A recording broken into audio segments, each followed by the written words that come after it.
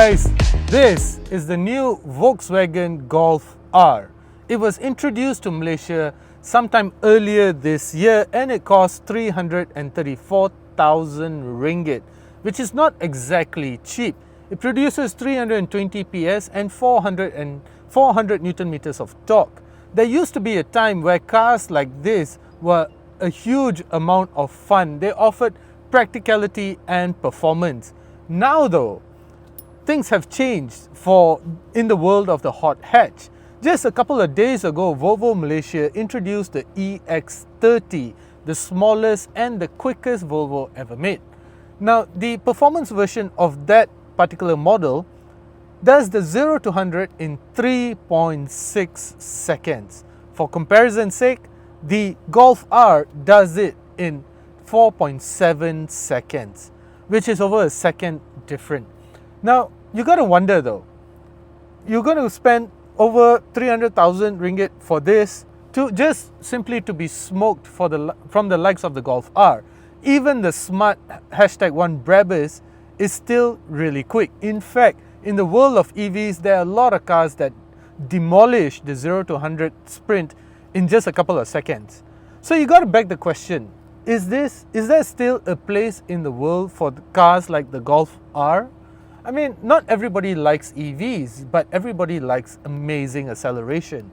So I'm driving the Golf R over the next couple of days, and I'm going to be trying to answer that question and to see whether there really is a place in the world for the likes of this car. The EX30, for example, costs 220,000 ringgit, which is over 100,000 ringgit cheaper than the Golf R, and it's quicker. So, of course, then you have the smart #1 Brabus that is priced at 250,000 ringgit, and that is also really quick. Not as quick as the EX30, but quicker than this. So do you really want to spend that much money on a Golf R? Is it still valid? Does the Golf R still have a place in the world? I'm going to try to answer that question as we go along, as I spend time with this car over the weekend. So come along with me and we will try to explore this topic in depth. As usual guys, before we go any further, a quick acknowledgement of our sponsor. We'll be right back. This video is brought to you by Berjaya Sompo Insurance. Get Sompo Motosafe by Berjaya Sompo. The less you drive, the less you pay. It's that simple. Choose from 3 different mileage plans with affordable premiums to fit your driving needs. Perfect for those who drive occasionally. Plus, enjoy extra perks like unlimited towing, 100% special perils, and all driver coverages. Ready to drive smart and save big? Switch to Sompo Motosafe today. Head over to Berjaya Sompo Insurance and start saving now. But to fully understand whether the Golf R still has a place in the world, you kind of got to understand the history of the Golf R. What does the Golf R actually represent? And does it still represent that? Well, the Golf R can potentially find its origins back to over 20 years ago, guys. So this is a car that is steeped in history, that has made many thousands of people very happy behind the wheel. And I kind of understand why, because right now I just press this button on the steering wheel, the R mode, and I'm in race mode, and the car just feels and sounds a lot more purposeful, and I'm about to put my right foot down, first downshift. This is what the Golf R is all about. It's all about driving pleasure, driving entertainment. And this is a car that will make you smile, will cheer you up on a bad day, will make you forget all of the bad things in life that are happening in your life. That is what the Golf R is all about. Of course, let me just get out of R mode so I can concentrate on this, put it in comfort. I have a bunch of different modes over here, so I have about 6 different modes that I can, select depending on my mood, I guess. And I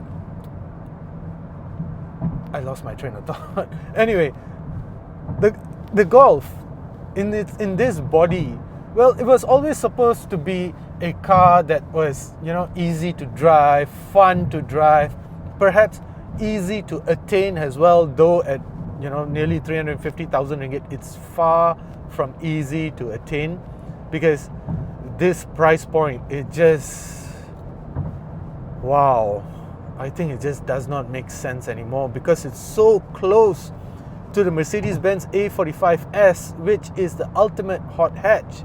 And then at the same time, it's also so close to the Civic Type R, the FL5, because that is a car that is currently the ultimate driving machine, the purest machine. So where does the Golf R actually sit? Anyway, let's delve back into the original topic, because it has space for 4 people. As long as they're not very tall, it can get pretty comfortable in here. I put it in sport mode, and the car has just, become a little bit more lazy. The accelerator is not really responding until I really properly push it down, and then the steering wheel feels light, and it's nice. It's just a very comfortable machine. So this is the essence of the Golf, a comfortable, easy to drive machine that has performance when you want it. So in that sense, the Golf R still has all of that. Let's forget its astronomical price for a minute. And it has all of that. But then again, you consider the competition, the likes, I always say this, the likes of the Volvo EX30. Wow, 220,000 ringgit, 0 to 100, 3.6 seconds. Of course, the Golf R has a higher top speed at about 250 kilometers per hour. Where else the Volvo maxes out at about 180. But where are you going to go at 250 kilometers per hour? You really, wow.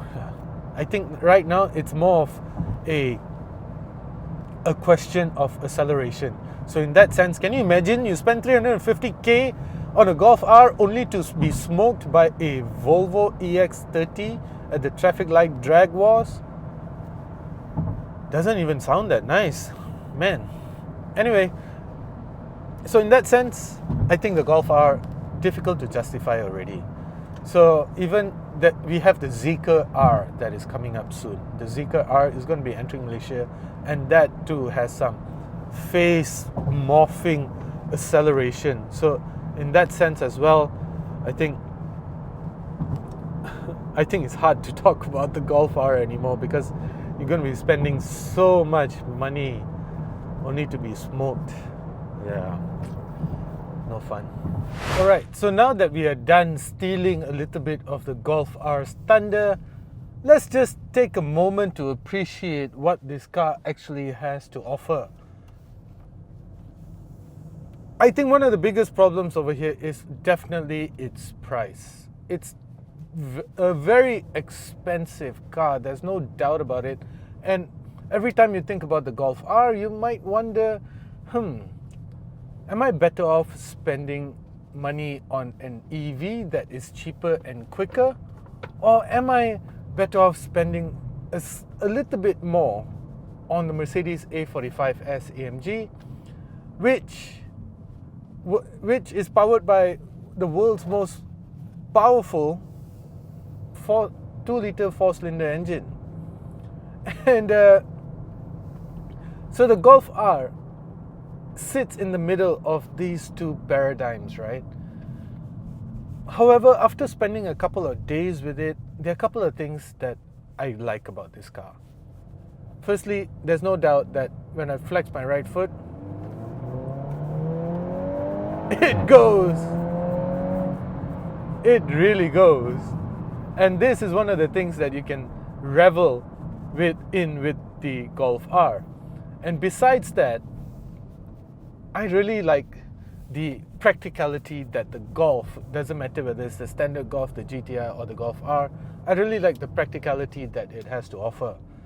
I like small, fast cars, but the Golf R is much more than just small. It is, after all, an all-wheel drive machine, and the thing about that is it offers a level of, I like to say, safety as well, because you can't argue against the amount of grip that all 4 wheels have to offer. But once the corners start getting a little bit exciting, that's where you can properly engage in what the Golf R has to offer as well. So that's one of the things that I think the Golf R does really well. It's just, it has a Jekyll and Hyde character. And talking about character, if once you want to take it slow, you can sort of just take it easy with the Golf R as well. On a day-to-day basis, it can be quite practical. It can be quite efficient as well. Now let me see exactly how efficient. It's not telling me it's been reset.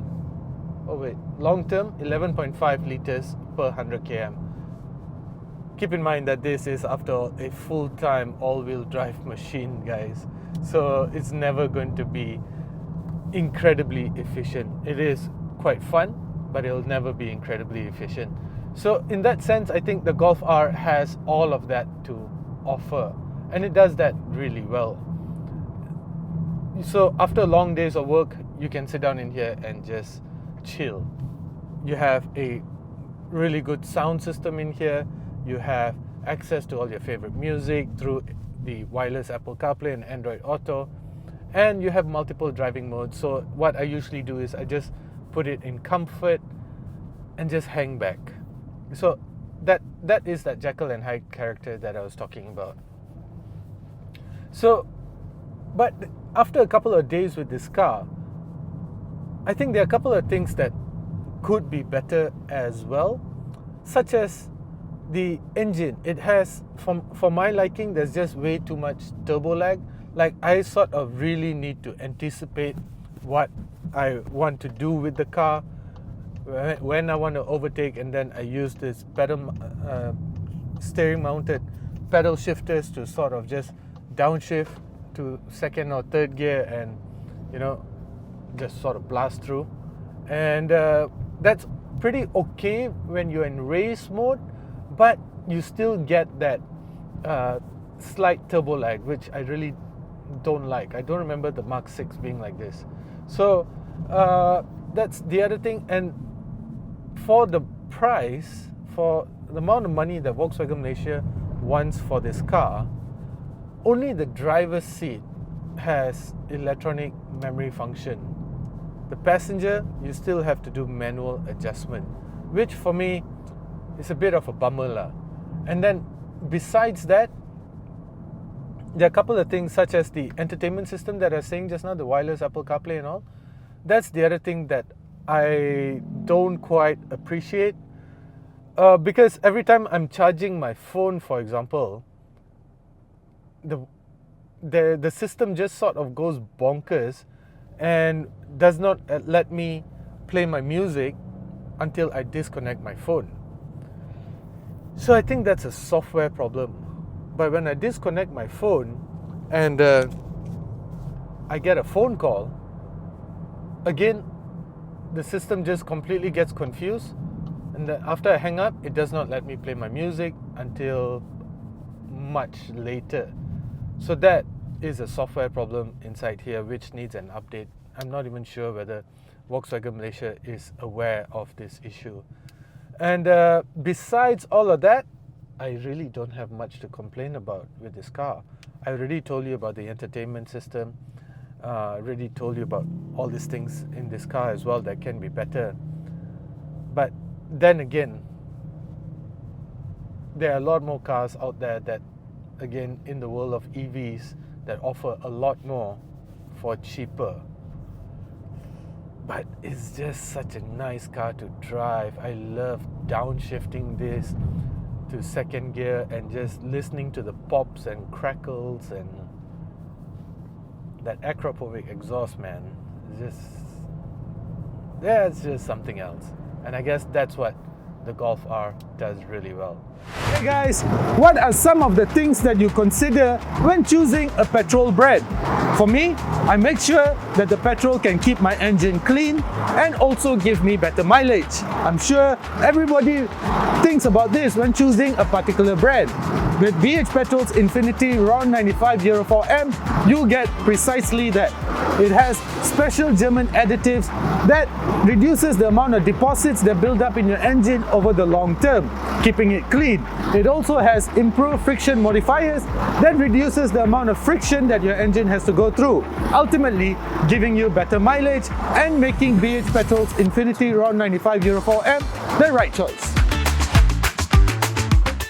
As far as the interior of the Golf R goes, well, you'd learn to come to terms with it, because there are a couple of things about the interior, just as it did with the Golf GTI. There are a couple of things about the interior of the Golf R that I wish could be better.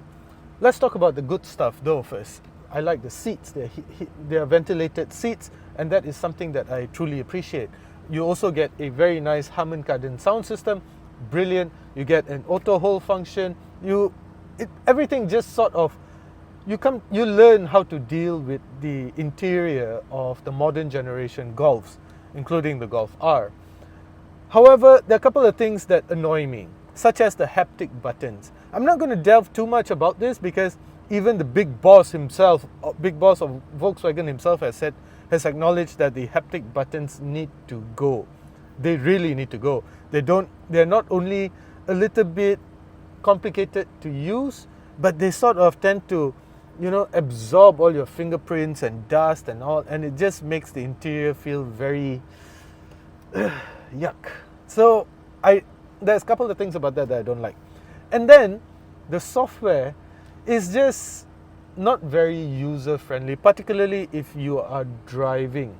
So for example, for me to adjust the climate control, I need to first press on this button here and then wait for this to load and then adjust it like this. This is the air conditioning fan, the blower settings, and this is your internal circulation. This is how you adjust the temperature, or you could just press it this way. This is your volume.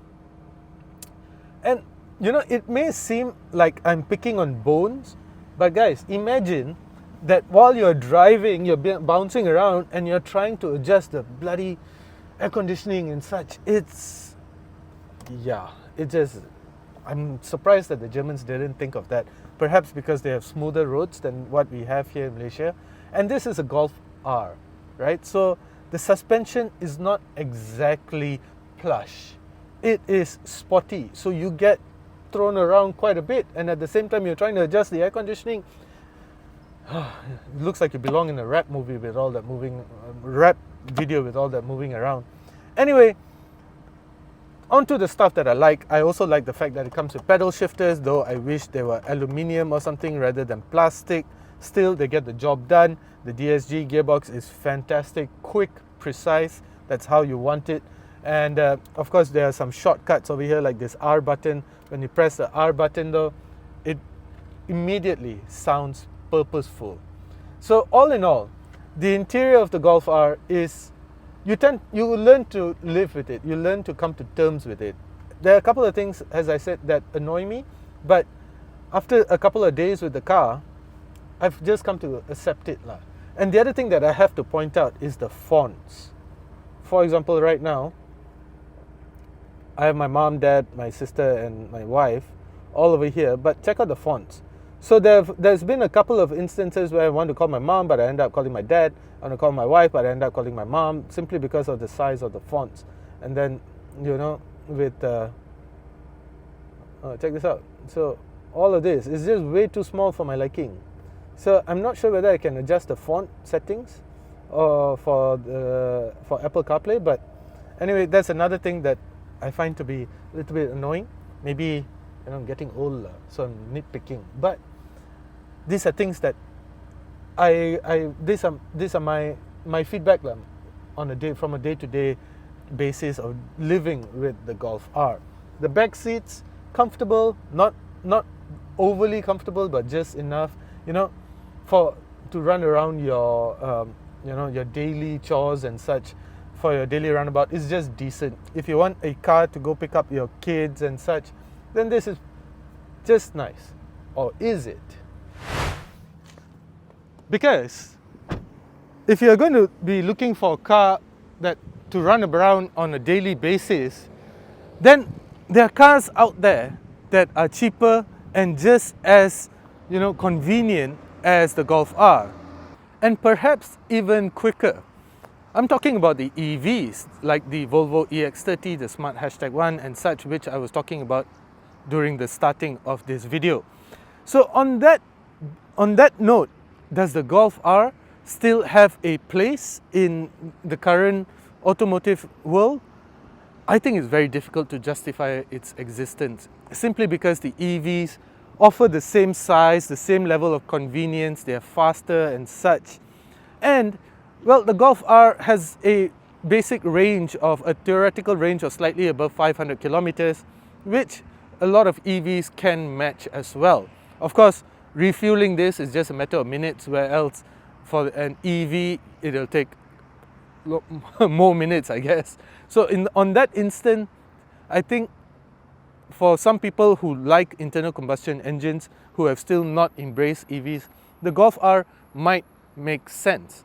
But again, on that note, you have to understand what the Golf R stands for. The Golf R was created for those that wanted a little bit more performance, a car that was more engaging, a car that can be thrown into corners and catapult out with masses of grip. The Golf R still does that. It's still a very performance-oriented hot hatch, except that the competition has caught up. But what if you want an engaging hot hatch? Is the Golf R still as engaging as the previous Mark 6? I think not. I think the Mark 6 Golf R was simply amazing. Of course, it's more powerful, more clever, more changgih, everything lah. But the Mark 6 is still one of my favorites. On that note, I think the Golf R over here, difficult to justify its existence simply because of that price point. If it was priced under 300k, I would say this is it, but it's not. And then if you want a car that is more engaging to drive, the Civic Type R FL5, bros, that is a manual. You want engaging, it doesn't get more engaging than a Type R. But then again, before I end this video, I just want you guys to listen to something, because I might say that the Golf R may not have a place. But let me show you something. Let's go listen to this. Ready, guys?